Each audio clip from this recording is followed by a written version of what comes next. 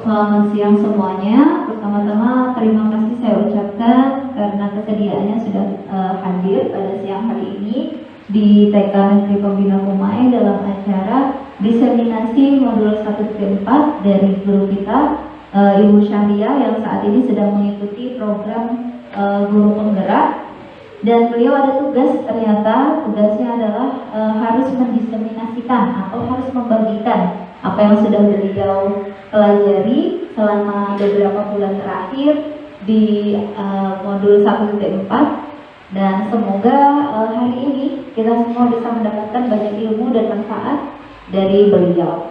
Oke, yang pertama saya ucapkan terima kasih banyak sudah bersedia hadir kepada Ibu Kepala TK Negeri Pembina Kumai, Ibu Nuria, dan terutama kepada Ibu guru semua yang sudah hadir hari ini menyempatkan waktunya. Dan sepertinya Bu Sari ini agak nervous gitu ya. Kita kasih tepuk tangan dulu ya Bu Sari. Jadi biar semangat gitu ya, siang-siang cuacanya agak mendung, terus kayaknya agak nervous juga. Jadi mungkin suasananya hari ini kita buat senyamannya gitu ya, agak semi santai saja karena beliau ini kayaknya agak nervousan gitu. Jadi kalau misalkan acaranya terlalu serius, kayaknya beliau nanti juga akan susah gitu menyampaikannya. Baik, kita akan awali acara kita hari ini dengan sambutan terlebih dahulu, sedikit pengantar. Mari kita dengarkan dari Kepala TK Negeri Pembina Kumai kepada Ibu Nuria. Dipersilakan.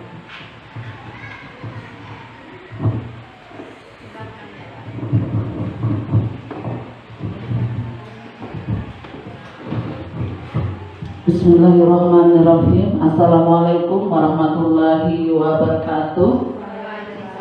Selamat pagi, salam sejahtera untuk kita semua. Assalatu wassalamu ala asrafil anbiya'i wal mursalin sayyidina wa maulana Muhammadin wa ala alihi wa sahbihi ajma'in, amma ba'du. Rabbi shrahli sadri wa yassirli amri wahlul 'uqdatam min lisani yafqahu qawli. Amin. Pertama-tama saya ucapkan terima kasih kepada bunda-bunda semua yang berhadir pada hari ini dalam kegiatan aksi nyata Bu Sari dalam rangka guru penggerak di TK Negeri Pembina ini. Bu Sari adalah salah satu guru penggerak yang terpilih atau yang ikut kemarin dalam guru penggerak atau tes guru penggerak di TK Negeri Pembina ini. Alhamdulillah beliau terpilih untuk tahun 2022 ya Bu Sari ya. Sekarang masih berlanjut sampai 2023 ini. Hari ini beliau akan, yang seperti disampaikan oleh Ibu pembawa acara tadi, bahwa beliau akan mendiseminasikan atau menyampaikan ilmu-ilmu yang beliau dapat dari guru penggerak. Ya, mudah-mudahan melalui beliau ini terpilih sebagai guru penggerak di TK kami bisa membuat perubahan-perubahan di sekolah, baik itu tingkah laku guru-guru ataupun membawa perubahan dalam pembelajaran ya Bu ya. Harapan saya melalui guru penggerak ini Bu Sari bertambah pengetahuannya dan bisa menerapkan apa-apa yang beliau dapat dari sekolah penggeraknya ya Bu ya. Harapan saya Bu Sari bisa menjalankan atau menyelesaikan tugas ini dengan baik. Marilah ibu-ibu kita bersama-sama mendengarkan apa-apa yang akan disampaikan oleh Ibu Sari dengan tema tentang budaya positif. Terima kasih sekali lagi kami ucapkan kepada bunda-bunda semua. Saya ucapkan, saya akhiri. Assalamualaikum warahmatullahi wabarakatuh. Salam guru penggerak. Salam.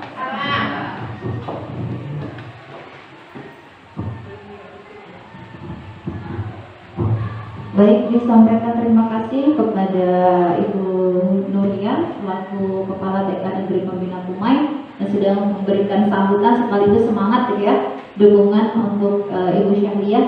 Dan hari ini kita akan belajar bersama gitu ya, ini ya, berkolaborasi saling mendukung demi mewujudkan disiplin positif di sekolah kita tercinta. Dan ibu-ibu tentu saja nanti kalau misalkan ada sesuatu yang ingin ditanyakan, nanti boleh dicatat terlebih dahulu, nanti akan ada sesi untuk menanyakannya kepada Ibu Syahriah. Jadi hari ini kita berbagi gitu ya, kalau misalkan ada sesuatu yang belum dimengerti atau belum dipahami, nanti kita diskusikan bersama. Dan hari ini tema kita adalah berdiskusi tentang budaya positif. Jadi budaya positif itu apa? Apakah kita sudah menerapkannya? Kemudian apa dampak pentingnya budaya positif ketika itu diterapkan di sekolah? Nah, mari kita akan dengarkan bersama-sama pemaparan dari Ibu Syahriah yang merupakan diseminasi dari modul 1.4 kegiatan guru penggerak. Kepada Ibu Syahriah dipersilakan. Tepuk tangannya dong.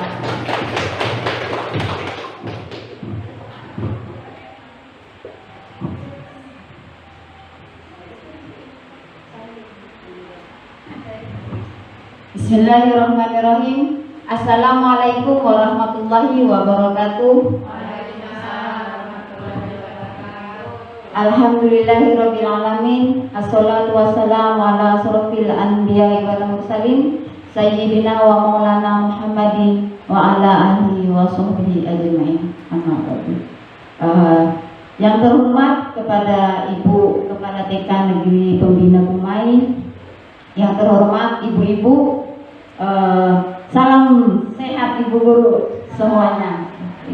Terima kasih, puji syukur kehadirat Allah Subhanahu wa Ta'ala, yang mana atas nikmat rahmat, nikmat rezeki, dan nikmat kesehatan kita bisa berkumpul pada siang ini di TK Negeri Pembina Kumai, yaitu dalam acara mendiseminasikan tentang aksi nyata saya, yaitu budaya positif. Di mana aksi nyata saya ini, Ibu, alhamdulillah ulun sudah mulai mengerjakan akhir dari modul 1. Dari modul 1 itu ada modul 1.1, 1.2, 1.3 dan 1.4. Ini merupakan salah satu akhir dari modul 1.4 ini untuk menyampaikan kepada kalian semua, yaitu tentang budaya positif.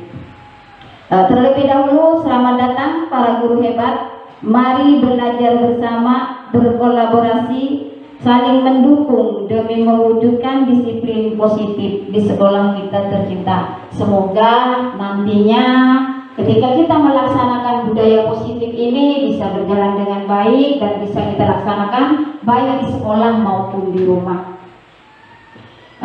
Alhamdulillah, mungkin sekali lagi ulun sampaikan terima kasih banyak atas waktunya kalian semua, dan ulun mohon maaf kepada kalian semua. Bukan berarti ulun menggurui, tetapi ulun hanya berbagi ilmu yang ulun dapatkan tentang pemahaman pembelajaran di guru penggerak ini.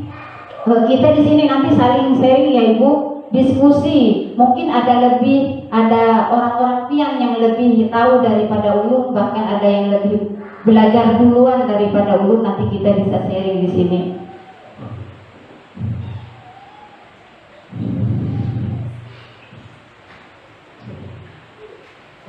Yang pertama yaitu tentang konsep modul budaya positif. Di modul budaya positif ini ada beberapa yang akan kita terapkan. Yang pertama, perubahan paradigma baru. Yang kedua, motivasi perilaku manusia. Yang ketiga, disiplin. Yang keempat, positif kontrol restitusi. Kelima, keyakinan kelas, kebutuhan dasar dan segi restitusi. Nanti akan kita ulas semuanya di sini.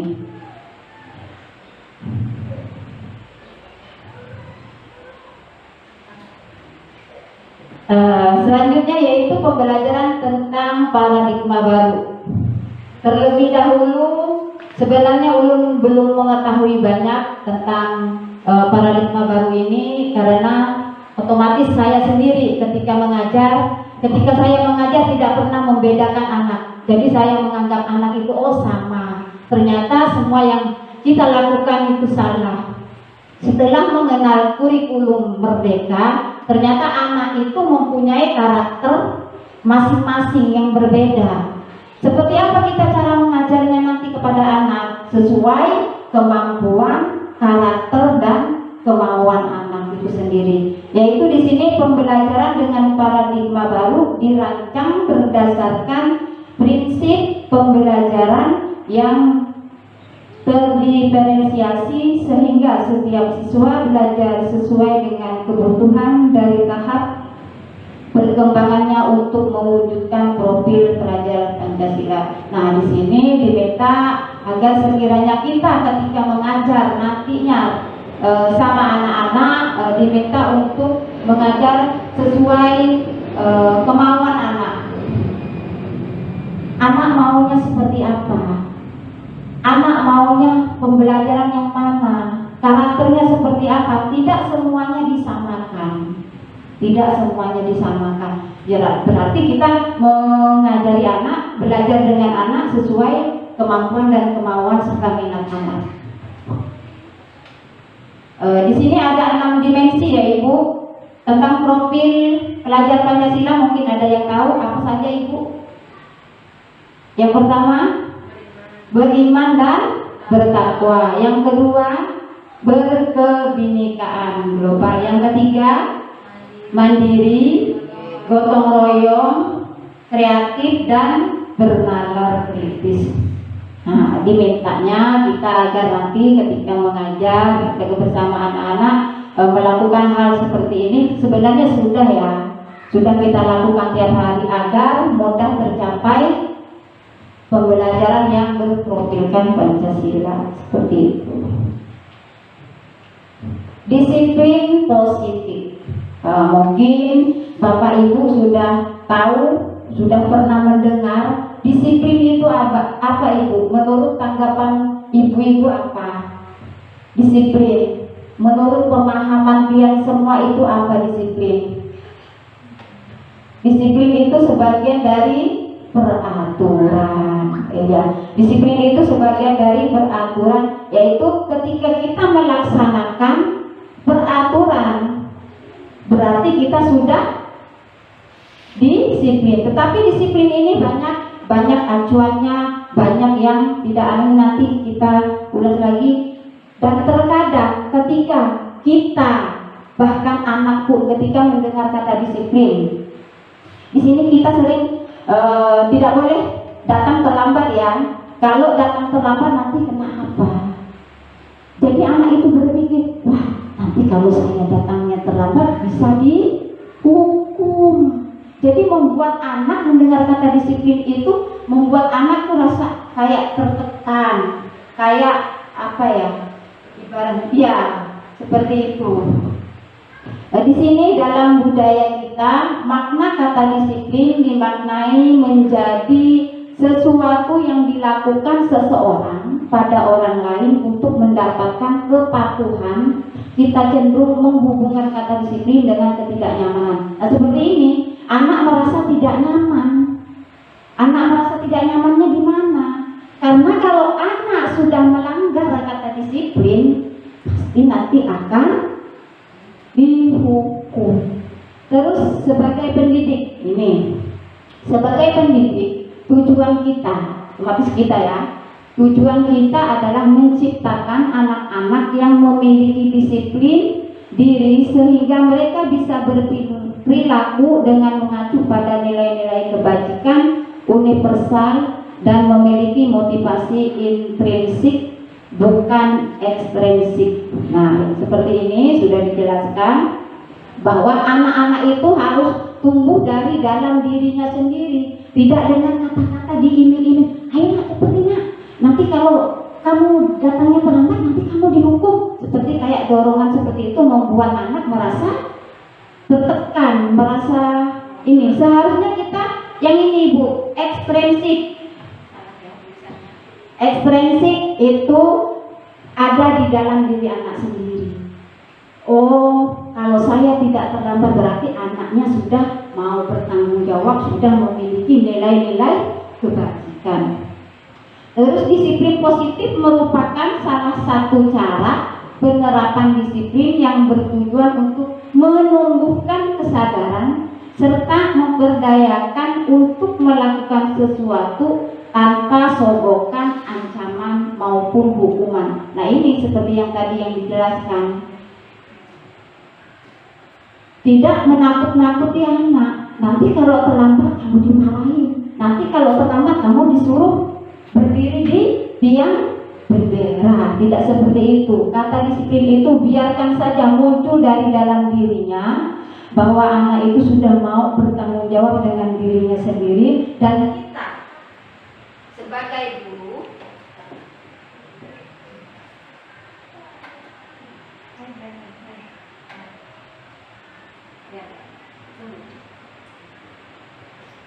sayang, misalkan besok jangan terlambat lagi ya, kita berikan masukan kepada anak itu sendiri supaya anak itu sendiri bisa berpikir, oh kalau kita tidak terlambat berarti kita sudah mengikuti aturan, seperti itu. Kebutuhan dasar ini di sini yang pertama bertahan hidup. Bertahan hidup itu seperti sandang pangan, pakaian, makanan dan minum, serta tempat tinggal ini perlu kita butuhkan, bahkan sangat wajib kita butuhkan. Ini adalah kebutuhan dasar manusia yang pertama. Yang kedua yaitu kasih sayang. Biasanya anak-anak kalau di sekolah maupun di rumah ibu, terkadang anak-anak itu membuat istilahnya dia mencari perhatian karena pengen disayang. Ini adalah kebutuhan kasih sayang dan kebutuhan rasa diterima. Yang ketiga kebutuhan rasa diterima. Terus yang keempat penguasaan. Terkadang nih di dalam kelas, oh ini punyaku, punya ikam sama, ini mainanku, kada boleh diambil sini. Itu termasuk kebutuhan penguasaan, kebebasan. Dan kebutuhan kebebasan ini biasanya ketika kita mengajar, anak-anak pengen bebas.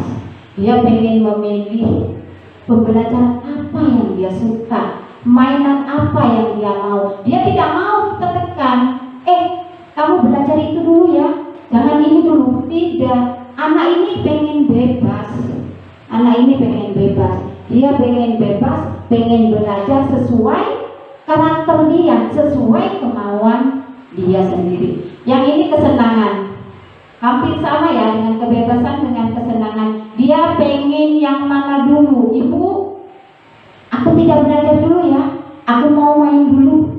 Ini kebutuhan dasar kesenangan. Boleh, tetapi kita sebagai guru harus menuntun agar anak itu tidak kehilangan arah, tidak main terus. Nanti kita sambil memberitahu, oh sudah selesai belum? Kalau sudah selesai kita lanjut ini yuk, kan seperti itu. Motivasi perilaku manusia. Di sini motivasi perilaku manusia merupakan dorongan yang timbul pada diri seseorang secara sadar atau tidak sadar untuk melakukan suatu tindakan dengan tujuan tertentu. Motivasi, dorongan kita. Kalau di sini kita sebagai guru memberikan motivasi kepada anak supaya anak itu lebih baik, lebih maju. Yang pertama yaitu menghindari ketidaknyamanan dan hukuman. Ini murid melakukan disiplin. Murid itu melakukan disiplin karena dia takut dihukum. Ayo, simpuni. Kalau kada disimpuni, kena ikam murid terakhir. Mau kada kena ngambil sampah. Ini murid melakukan disiplin karena dia diancam, karena dia ditakut-takuti. Makanya ini yang dinamakan motivasi ekstrinsik. Dan yang kedua mendapatkan imbalan atau penghargaan dari orang lain. Hampir sama ya. Ini murid melakukan disiplin karena ia ingin mendapat imbalan. Yang dinamakan motivasi ekstrinsik ini sama. Ayo nak, Ayo Bintara, belajarnya yang bagus ya, diselesaikan ya. Nanti ibu kasih bintang, nanti ibu kasih mainan, nanti ibu kasih plastisi. Seperti itu. Ini namanya motivasi ekstrinsik, dan ini motivasi menghargai nilai kebajikan dari dirinya sendiri. Ini yang perlu kita terapkan, yang perlu kita tanamkan kepada baik kepada diri kita maupun kepada diri anak sendiri. Melakukan disiplin ini karena dia sadar akan nilai kebajikan dirinya. Ini merupakan motivasi intrinsik. Tanpa didorong, tanpa diiming-imingi, tanpa diancam, dia sudah ada. Berarti saya ini anaknya sudah pintar, anaknya sudah bertanggung jawab. Saya harus disiplin, mengikuti aturan kelas, keyakinan kelas yang sudah dibuat. Kalau kita sudah melanggarnya, nanti akan terkena konsekuensinya. Nah, yang selanjutnya konsep disiplin dengan identitas yang gagal. Kenapa dinamakan konsep disiplin ini gagal? Padahal ini dibaca disiplin, tetapi gagal. Yang pertama karena hukuman. Hukuman itu menyakitkan, Bu. Betul tidak? Anak merasa sedih kalau dia dihukum. Oh, kamu nggak mau belajar ya? Berdiri di sana. Sakit, sakitnya di sini.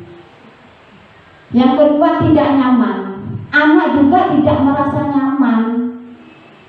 Kalau sudah mendapatkan hukuman, pasti hatinya merasa kecewa. Seperti itu. Murid takut. Ini murid takut. Kalau sudah dia dihukum, muridnya pasti merasa takut. Wah, tapi aku kalau salah dihukum ibu, disuruh bersihin WC, bahkan seperti itu, disuruh nyapu sampai bersih, disuruh lari lapangan, ada juga seperti itu. Tapi untuk TK tidak. Nah, yang selanjutnya memaksa. Ayo, selesaikan dulu kerjaannya, nanti baru main. Kita berbicara seperti itu membuat anak takut, membuat anak merasa tidak nyaman. Ini selanjutnya murid menyembunyikan kesalahan. Nah, ini kebanyakan biasanya terjadi di dalam kelas ataupun di rumah. Ini pasti ini terjadi. Menyembunyikan kesalahan, artinya misalkan ketika anak ngambil duit, nah kalau di rumah ya. Tapi kalau di TK misalnya matahin pensil teman, dia tidak berani bilang karena dia takut. Kalau dia jujur, dia akan kena hukuman. Makanya hukuman ini membuat anak terkadang menyembunyikan kesalahannya, membuat anak itu tidak jujur. Kada Bu, kada, ulun kada ngambil apa? Padahal dia ngambil karena dia takut. Mau jujur dia takut dihukum. Ini yang namanya konsep disiplin yang gagal. Terus murid menjadi rendah diri. Nih, salah satunya. Yang selanjutnya penghargaan ini bisa dikatakan gagal. Kenapa? Kok penghargaan bisa dikatakan gagal? Yang pertama, tidak efektif. Terus yang kedua, merusak hubungan. Ini misalnya di sekolah, anak itu selalu mendapatkan hadiah, jadi yang lain iri. Wah, kok dia terus yang dapat hadiah, saya kapan bagiannya? Dia merasa iri terhadap teman yang sering mendapatkan hadiah. Yang kedua, mematikan kreativitas. Kenapa dibilang mematikan kreativitas? Biasanya banyak lomba ya Ibu ya, lomba mewarna, semuanya dikasih juara, semuanya dikasih hadiah. Itu membuat anak, biar aku pada dapat juara, dapat 2 kem hadiah. Nah, itu tidak menimbulkan rasa pengen lebih majunya lagi. Hilang, mati, kreativitas dia tidak jalan.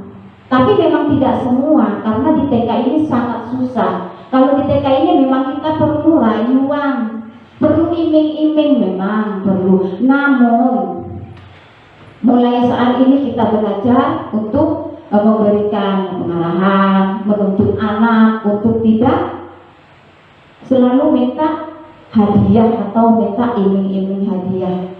Menghukum dengan sistem ranking, kalau di TK tidak ada, tetapi di SD ya, di SD sudah tidak ada lagi ranking sudah tidak ada ya Ibu. Terus merampas hak menghargai dirinya sendiri. Ini adalah salah satu konsep disiplin dengan identitas yang gagal.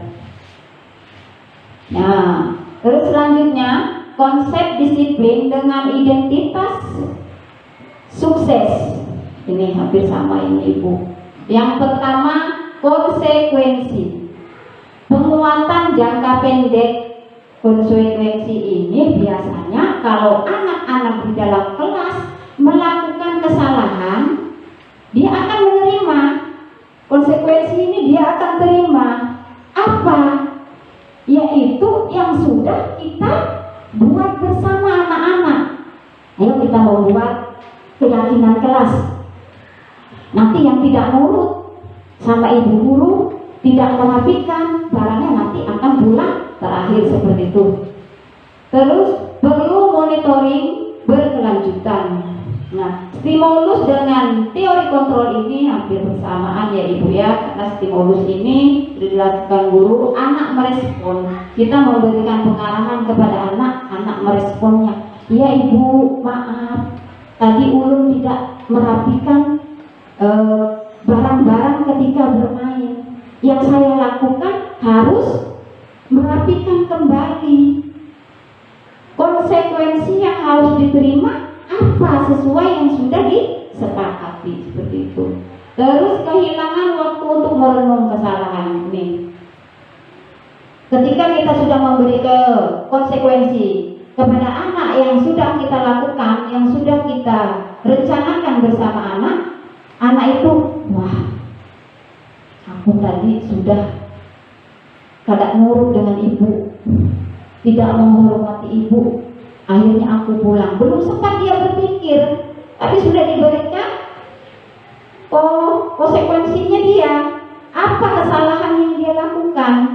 Ibu guru ini menuntut, ibu menanya, apa yang harus kamu lakukan? Dia akan menjawab sendiri, oh tadi ulun macam ini ibu, jadi ulun harus berbuat seperti ini. Sekarang yang selanjutnya restitusi yang sukses.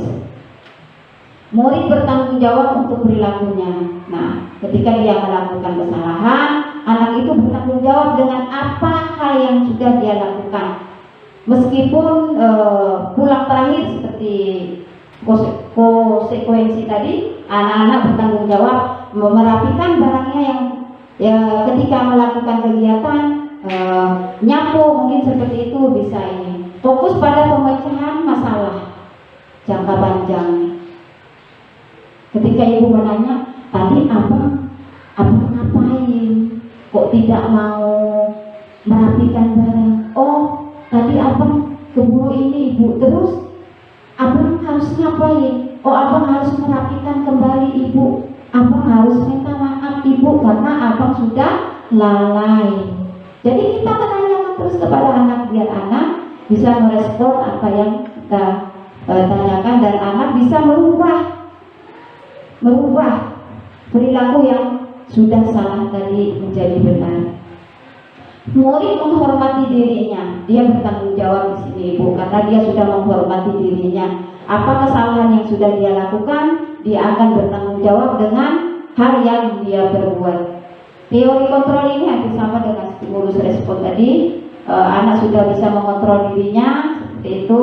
Dan yang terakhir, murid bersemangat memperbaiki kesalahan. Seperti yang sudah disampaikan tadi, ketika murid itu melakukan kesalahan, dia akan bersemangat untuk merubah kesalahan yang telah dia perbuat agar menjadi lebih baik.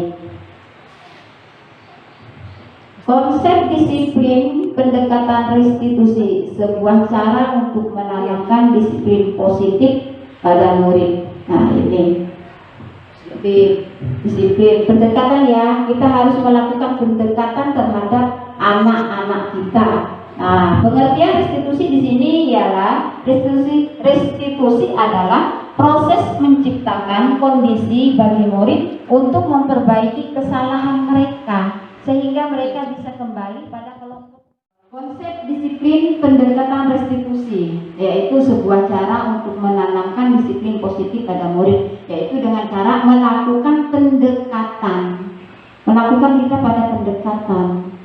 Ya, di sini artinya pengertian restitusi yaitu proses menciptakan kondisi bagi murid untuk memperbaiki kesalahan mereka sehingga mereka bisa kembali pada kelompok mereka dengan karakter yang lebih kuat. Gosen 2004 ya. Di sini artinya kita melakukan pendekatan ketika anak itu melakukan kesalahan ataupun tidak melakukan kesalahan. Abang, kita menanyakan kesalahan apa tadi yang sudah dilakukan, abang terus ngapain, apa yang harus abang lakukan supaya bisa memperbaiki kesalahannya. Selanjutnya ciri-ciri restitusi. Yang pertama, bukan menebus kesalahan namun belajar dari kesalahan. Yang kedua, memperbaiki hubungan. Dengan restitusi tadi, misalnya kita ada masalah, itu bisa memperbaiki hubungan baik dengan anak biasanya yang sering berantem ya. Nah, kita melakukan pendekatan, ayo nak sini dulu, bertanya dulu, tadi kenapa? Kita tanyakan apa masalahnya, akhirnya anak itu bisa kembali bersama dan bermain bersama. Tawaran bukan paksaan. Ketika kita melakukan pembelajaran, di sini kita menawarkan kepada anak, jangan kita memaksa. Ayo, kamu ini dulu yang dikerjakan, yang ini nanti. Tidak seperti itu ya ibu ya. Baik di rumah maupun di sini. Kalau mau memilih, kita tawarkan dulu, mau yang mana, mau belajar yang mana, mau pakai yang mana dulu. Kita tawarkan dulu. Nanti anak akan menjawab semuanya di sini. Oh, ulun mau yang ini ibu, ulun mau belajar yang ini ibu, seperti itu. Menuntun untuk melihat ke dalam diri. Seorang guru harus menuntun anak. Kita sebagai seorang pamong harus belajar menuntun anak untuk menjadi lebih baik. Mencari kebutuhan dasar yang mendasari tindakan. Selanjutnya fokus pada karakter. Nah, karakter bukan pada tindakan ya. Karakter ini karakter anak itu sendiri.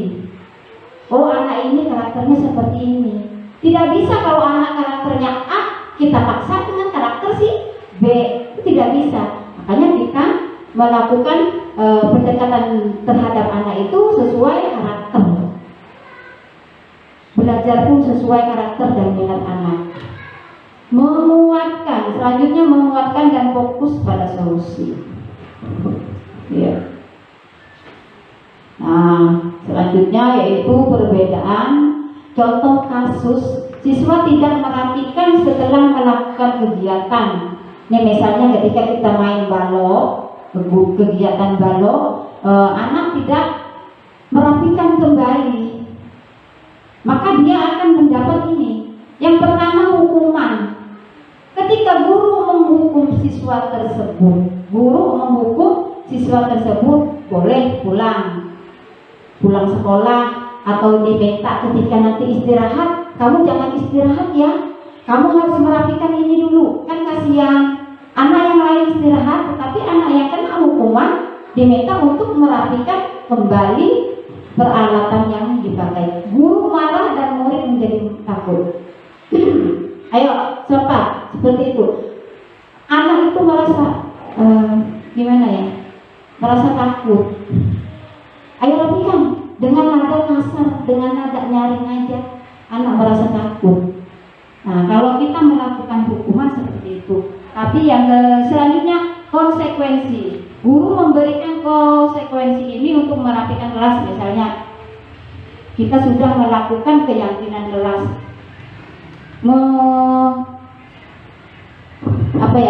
sudah sama ya, melakukan keyakinan kelas bersama anak, kesepakatan kelas. Oh, anak ini kalau tidak merapikan barang setelah melakukan kegiatannya, dia akan pulang terakhir, seperti itu. Guru tegas dan siswa menghormati peraturan. Di sini kita harus tegas karena kita sudah punya konsekuensi ini, peraturan yang sudah kita buat bersama anak. Keyakinan kelas sudah kita buat bersama anak. Maunya kita apa keyakinan kelas? Yang pertama, Ibu, nanti kalau jalan depan Ibu tidak boleh lari-lari ya. Kalau jalan depan Ibu tidak boleh, kalau ngomong depan Ibu tidak boleh teriak-teriak ya. Nanti kalau teriak-teriak atau lari-lari bisa terkena konsekuensi. Nih, perbedaan konsekuensi ini dengan hukuman ini hampir sama, tetapi beda aja, beda aturan. Ini perbedaan konsekuensi dan hukuman.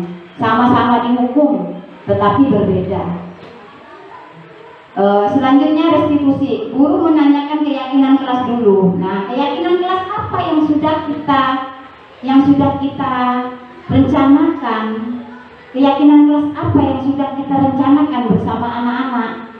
Nah, misalnya ketika bermain harus mengembalikan peralatan mainnya.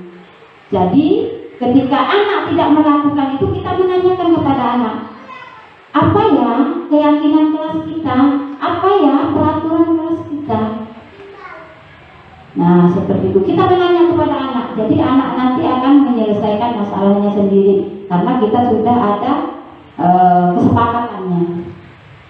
Selanjutnya guru terbuka dan siswa menghormati dirinya dan orang lain. Nah, sebagai guru kita harus saling berkomunikasi ya dengan murid apapun itu. Nah, posisi kontrol restitusi. Apa yang sering ada pada pian Ibu? Boleh tanya. Penghukum kah? Manajer kah? Pembuat rasa bersalah? Teman atau pemantau? Apa Ibu? Teman. Oke. Penghukum seperti yang sudah dijelaskan tadi, kita ketika menghukum anak akan merasa membuat anak takut, akan membuat anak merasa takut. Kalau manajer ini kita selalu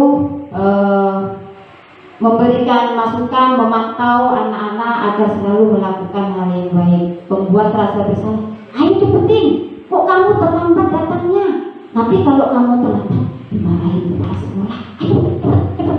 Jadi anak itu merasa takut, merasa bersalah. Oh, kenapa aku terlambat? Kalau aku terlambat nanti ibu dimarahin. Kasihan ibu. Jadi membuat anak itu merasa bersalah. Kalau teman seperti tadi ya, sudah kita ya melakukan lalu di kelas bersama teman, bersama anak-anak, kita sebagai teman, ketika kita berbicara maupun melakukan kegiatan di sekolah maupun di luar kelas, kita sebagai teman. Pemantau ini hampir sama dengan penghukum tadi. Pemantau apa yang sudah dia lakukan, akan dia tanggung, akan dia perbaiki, akan dia terima hukumannya. Contoh penerapan 5 posisi kontrol. Di sini ada kasus siswa membuang sampah sembarangan Ibu. Yang pertama yaitu penghukum, patuhi aturan sekolah. Misalkan ketika anak membuang sampah, anak ini dihukum. Ayo cepat sapu halaman sekolah sampai bersih. Jangan masuk kalau tidak bersih. Itu namanya penghukum. Tetapi ini bisa jadi ini namanya konsekuensi. Penghukum dengan konsekuensi itu hampir sama, tetapi hanya beda. Kalau konsekuensi kita sudah punya kesepakatan, keyakinan kelas. Ketika kita melakukan kesalahan, nanti kita akan mendapatkan konsekuensinya ini. Tapi kalau tidak kita lakukan terlebih dahulu, tidak melakukan kesepakatan terlebih dahulu, ini dinamakan penghukum. Yang kedua, membuat rasa bersalah. Berapa kali ibu harus beritahu kamu, ibu nggak suka sama kamu, ibu kecewa sama kamu ini terlambat terus. Menjadi anak merasa bersalah. Kalau kita sudah marah-marah. Yang ketiga, teman.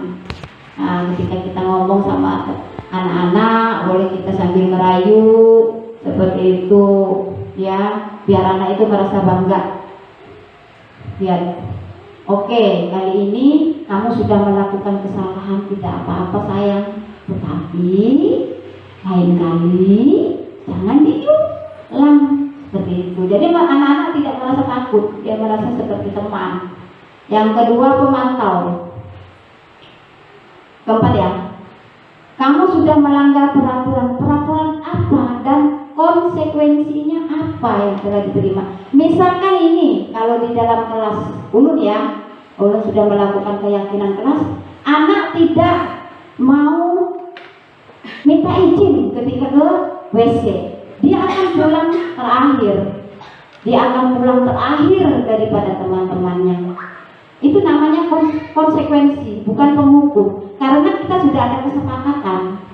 Apapun yang sudah kita lakukan di dalam kelas, kesepakatan yang sudah kita ambil di dalam kelas tidak dinamakan penghukum, tetapi konsekuensi yang harus dilakukan anak itu sendiri, yang harus dibayar oleh anak itu sendiri karena telah melakukan kesalahan. Manajer, apakah kamu tahu kesalahanmu? Nah, kita menanya sama dia. Tadi abang kenapa nak? Abang sudah melakukan kesalahan apa? Terus kalau sudah melakukan kesalahan, abang ngapain? Oh iya ibu, maaf ya, tadi abang tidak merapikan peralatan setelah main. Nanti abang akan merapikan peralatan setelah main. Setelah itu nanti abang tidak akan melakukan kesalahan lagi. Nah itu manajer. Anak akan melakukan memperbaiki kesalahan yang sudah dia lakukan. Nah, keyakinan kelas. Keyakinan kelas. Mengapa keyakinan kelas bukan peraturan? Di sini ada pertanyaan tematik ibu. Mengapa kita selalu tanya sama Bian dulu. Mengapa kita selalu menggunakan helm ketika kita berangkat pakai motor? Keselamatan, supaya keselamatan ya. Kalau peraturan itu aturan akan ditangkap polisi, tetapi demi keselamatan kita menggunakan helm, itu yang dinamakan keyakinan.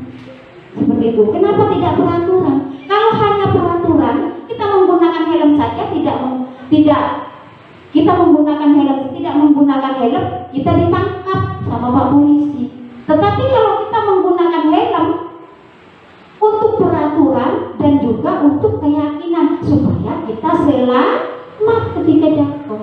Terus yang kedua, mengapa kita memiliki peraturan di saat pandemi dulu ya? Kenapa harus pakai masker dan cuci tangan? Oh, keselamatan juga. Terus buat apa itu? Kesehatan. Buat kesehatan. Kenapa kita harus menggunakan masker dan selalu cuci tangan? Kalau peraturan, ini misalnya hanya peraturan ya. Kalau kita ke bank, mau pergi ke bank, tidak pakai masker, boleh masuk tidak? Tidak boleh masuk karena itu peraturan yang harus kita tanggung. Ya sudah, kita pulang. Tetapi demi keselamatan kita ketika kita berkerumunan, selalu cuci tangan ini keselamatan, yaitu ini yang dinamakan keyakinan, bukan peraturan. Juga di dalam kelas hampir sama sebenarnya, hanya saja sudah dirubah menjadikan keyakinan kelas. Sama halnya dengan ini, keyakinan buat keselamatan kita dan kesehatan kita. Nah, di sini sebelumnya ulun sudah ada peraturan sekolah ya, bukan keyakinan kelas, peraturan kelas. Ini sebenarnya sudah ada kegiatan membuat keyakinan kelas ini. Yang pertama berdiskusi tentang peraturan keyakinan kelas. Apa saja yang mau kita lakukan di dalam kelas? Apa saja yang mau kita adakan peraturan di dalam kelas? Misalnya, Ibu, kalau anak itu tidak boleh ngomongnya nyaring-nyaring ya, tidak boleh bentak-bentak ya. Kalau jalan depan ibu guru harus permisi, harus hormat. Berarti itu kita simpulkan kembali menjadi menghormati. Dan juga ketika anak-anak sama temannya sendiri maupun sama ibu guru tidak boleh berantem. Berarti kita di sini sudah menyimpulkan kasih sayang. Nah, di sini yang kedua, merumuskan peralatan keyakinan kelas. Ini kita rumuskan dulu bersama anak. Ayo, apa ya yang mau kita buat? Kita minta kesepakatan bersama. Jadi dulu mengajak pian semua ibu-ibu. Nanti sekiranya kita membuat keyakinan kelas di kelasnya masing-masing. Kenapa bukan peraturan sekolah? Nah, peraturan sekolah terlalu global karena setiap gurunya berbeda di dalam kelas. Takutnya nanti tidak bisa terlaksana. Jadi ini diminta untuk keyakinan kelas, peraturan yang ada di dalam kelas agar sekiranya kita laksanakan. Nah, setelah selesai kita melaksanakan, merumuskan peraturan yang sudah kita buat, kita menempelnya di sini bersama anak-anak. Nah, seperti itu. Kelihatan enggak? Enggak kelihatan. Nah, ini gambar keyakinan kelas yang comel-comel ya. Ini ibu nanti ada. Ini keyakinan kelasnya. Kalau mau, nanti ibu-ibu bisa buat. Boleh di rumah membuat juga. Keyakinan apa, peraturan apa yang ada di rumah. Seperti itu. Terus selanjutnya, bagaimana pembentukan keyakinan kelas? Pembentukan keyakinan kelas yang pertama sesuai dengan kondisi kelas sekolah agar mudah diterapkan. Nah, ketika kita di dalam kelas maupun di dalam sekolah, kita bersama-sama dengan anak-anak kita melakukan kesepakatan maunya yang seperti apa, ya Bapak Ibu, ibu-ibu. Terus yang kedua, sedikit saja. Nah, sedikit saja kita rumuskan seperti tadi, harus berjalan amit sama ibu guru, harus ngomongnya tidak boleh bentak-bentak atau teriak-teriak. Itu disingkatkan sama kita menjadi hormat, menghormati, itu contohnya. Yang ketiga, semua warga kelas dilibatkan saat membuat, termasuk anak tadi. Ibu-ibu pian semua nanti bisa membuat di dalam kelasnya aturan kelas, kita rubah menjadi keyakinan kelas. Yang selanjutnya lebih abstrak dari peraturan, ya. Yang kelima berupa pernyataan universal, dan keenam dibuat dalam bentuk positif. Nah, ini misalnya bentuk positif ini kita membuat keyakinan kelas merapikan barang, kan bersih, rapi. Nanti kelasnya kalau sudah kita main dirapikan menjadi bersih kembali, menjadi indah kembali. Ini dibuat oleh bentuk yang positif. Contohnya ibu. Nah, selanjutnya tahapan segitiga restitusi. Yang pertama, menstabilkan identitas. Kita semua akan melakukan hal terbaik yang akan kita lakukan. Segitiga restitusi. Yang pertama yaitu menstabilkan identitas. Kita semua akan melakukan hal terbaik yang akan kita lakukan. Yang kedua, validasi tindakan yang salah. Semua perilaku memiliki alasan. Dan yang ketiga, menanyakan keyakinan kelas kita. Semua memiliki motivasi internal. Kita harus menanyakan keyakinan kelas yang sudah kita buat bersama anak-anak.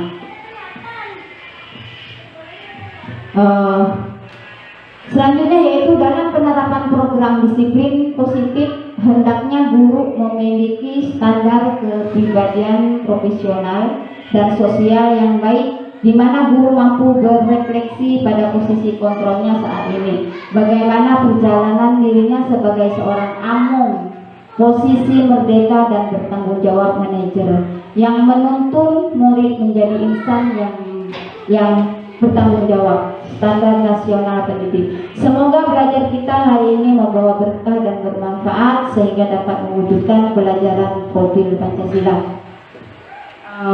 Nanti dulu nanyanya ya Ibu ya. Ini mau stand video dulu buat Cica.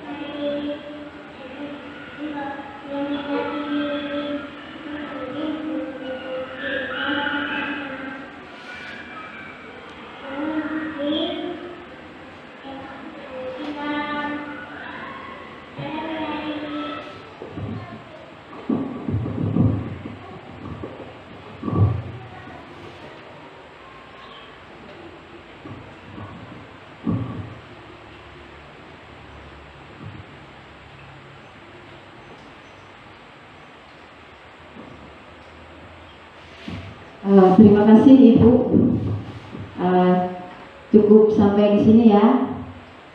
Penjelasan ulun. Kalau ada pertanyaan, guru bergerak menggerakkan Indonesia maju. Mohon doanya semoga ulun nantinya bisa menyelesaikan tugas ulun lagi. Masih ada lagi 2, tapi masih banyak anaknya lagi Bu. Tugas modul 2 dan modul 3. Nah, itu mungkin anaknya masih banyak lagi. Insyaallah mulai hari ini ada ujian juga. Semoga ulun bisa menyelesaikan dengan baik. Terima kasih. Wassalamualaikum warahmatullahi wabarakatuh. Oke, kita beri tepuk tangan dulu dong untuk Busari yang sudah menyampaikan materi luar biasa ya. Hari ini kita jadi belajar disiplin positif. Mungkin selama ini kita sudah menerapkan disiplin gitu ya, tapi disiplin yang gagal, jangan belum disiplin yang positif. Dan ternyata ada beberapa hal yang harus diperhatikan supaya disiplin itu bisa terbentuk menjadi disiplin positif. Oke, mungkin ada yang ingin ditanyakan terkait dengan disiplin positif ini.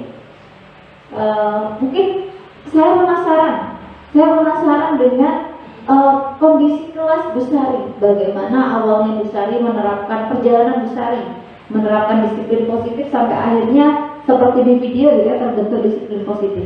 Kemudian tantangan yang Busari hadapi itu apa saja selama menerapkan itu, dan bagaimana cara Busari menghadapinya. Karena kalau misalkan saya juga mau menerapkan, saya jadi penasaran, tapi saya bingung harus mulai dari mana seperti itu. Mungkin itu sih saya penasaran gitu. Jadi boleh mungkin Busari sedikit berbagi untuk kami. Oke. Terima kasih kepada Ibu Khadijah yang sudah bertanya. Awal mulanya kita memang selalu intinya yang pertama dan utama yaitu melakukan pendekatan. Jadikanlah anak-anak itu sebagai teman. Kita boleh marah, tetapi marahnya kita ada aturannya. Seperti itu. Awal mulanya memang agak susah, agak sulit, betul-betul sulit Ibu. Karena anak itu memang sangat luar biasa. Tiap anak berbeda-beda. Ada yang si A, ada yang si B, memang luar biasa. Namun dengan melalui pendekatan, jadi kita biasakan menerapkan disiplin kepada anak. Abang, kalau mau pinjam barang ibu guru maupun barang orang lain harus minta izin. Itu kita meminta kesepakatan anak. Memang anak itu memang luar biasa. Apalagi anak TK Ibu, sungguh luar biasa. Tetapi mungkin dengan cara kita, bagaimana cara kita mendekati anak-anak, bagaimana cara kita mengajak anak-anak, berbicara dengan anak-anak, diajak, dirangkul, dijadikan teman, insya Allah bisa. Kalau kegagalan, kesulitan memang sungguh luar biasa sulit, karena anak TK itu memang karakternya berbeda-beda. Jadi intinya melakukan pendekatan, jadikan anak itu sebagai teman kita, seperti itu. Terima kasih Ibu. Wassalamualaikum warahmatullahi wabarakatuh. Oke, terima kasih banyak Busari. Ternyata memang butuh proses ya, nggak bisa tiba-tiba untuk bisa mendapatkan disiplin kelasnya kemudian bisa terhandle dengan rapi, kemudian kelasnya juga bisa kondusif. Oke, mungkin itu yang bisa disampaikan hari ini. Terima kasih banyak sudah hadir dan terima kasih banyak kepada Busari. Kita beri tepuk tangan dong. Terima kasih banyak untuk materinya. Kami jadi punya pengetahuan baru dan semoga tugas-tugasnya dimudahkan, ujiannya juga dimudahkan dan bisa bertahan sampai akhir, sampai semua tugas yang ada di guru penggerak ini selesai dan diselesaikan dengan baik. Baik, terima kasih banyak untuk ibu-ibu yang sudah hadir hari ini. Hati-hati di jalan nanti pulangnya, semoga ilmunya bermanfaat dan bisa diterapkan di sekolah masing-masing, di lembaga masing-masing, dan di kelasnya masing-masing.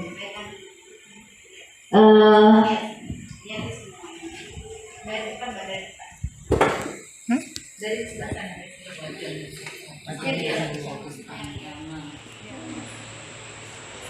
Baik, cukup sekian untuk diseminasi kita hari ini. Terima kasih banyak yang sudah hadir. Semoga membawa manfaat dan sekali lagi ilmu itu hanya akan berhenti di sini kalau misalkan tidak diterapkan. berlaku di sekolah, tapi juga itu bisa terapkan ketika di rumah bersama dengan anak-anak. Baik, kurang lebihnya dari saya mohon maaf. Terima kasih banyak atas perhatiannya dan juga kehadiran waktunya. Mohon maaf dari saya. Selamat siang. Assalamualaikum warahmatullahi wabarakatuh.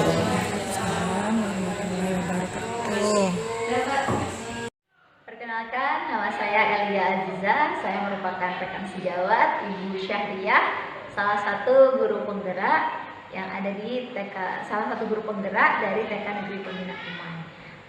Hari ini saya ingin memberikan sedikit testimoni terkait dengan penerapan aksi nyata yang sudah beliau laksanakan di TK Negeri Pembina Kumai terkait dengan budaya positif. Yang saya amati, budaya positif ini sudah diterapkan di kelas beliau, kemudian sudah beliau imbaskan juga kepada kami guru-guru yang ada di TK Negeri Pembina Kumai, dan kami jadi akhirnya memahami, sedikit demi sedikit mulai memahami bagaimana pentingnya penerapan budaya positif untuk anak-anak dan juga di lingkungan kelas dan juga di lingkungan sekolah. Dampak yang terjadi setelah diterapkannya budaya positif ini, anak-anak menjadi lebih disiplin, kemudian lebih bertanggung jawab. Memang terlihat terjadi perubahan pada diri anak-anak, dan itu sangat berarti gitu ya bagi guru, karena yang paling pertama diterapkan pada pendidikan anak usia dini adalah sikap.